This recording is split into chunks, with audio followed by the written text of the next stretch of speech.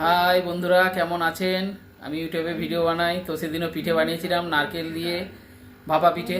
তো আজকে নারকেল তো নেই, তো ভাপা পিঠে বানিয়েছি বাঁধাকপি এবং তিল দিয়ে তরকারি করে।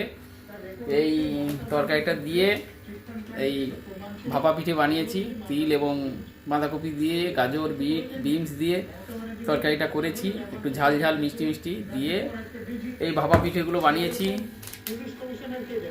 তো কি করব, ঠান্ডার সময় একটু পিঠে বানাতে ভালোবাসি আমি, আমার মা শিখিয়ে গেছেন, তাই খেতেও ভালোবাসি, বানাতেও ভালোবাসি, খাওয়াতেও ভালোবাসি।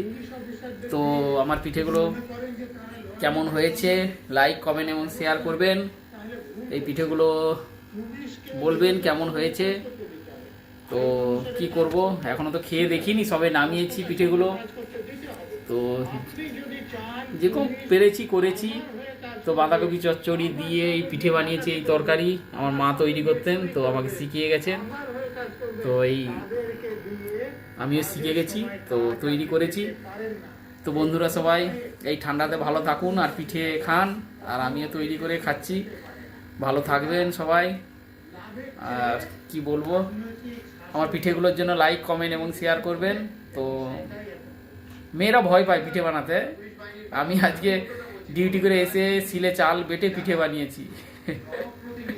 মেয়েরা ভয় পায় এখন, আমি ভয় পাই না, আমি সবই করি। আমি সারাদিন ডিউটি করে এসেছি, 8টা 5টা ডিউটি করে এসে এই পিঠে বানিয়েছি। কি করব, একা থাকি বাড়িতে, কেউ নেই, করে তো খেতেই হবে, নাহলে কে করে দেবে। তাই করেছি। এই পিঠেগুলোর জন্য আমার লাইক, কমেন্ট, শেয়ার করবেন। ভালো থাকবেন, এইটুকু ভালোবাসা। লাইক, কমেন্ট, শেয়ার করুন। আপনারা ভালো থাকুন।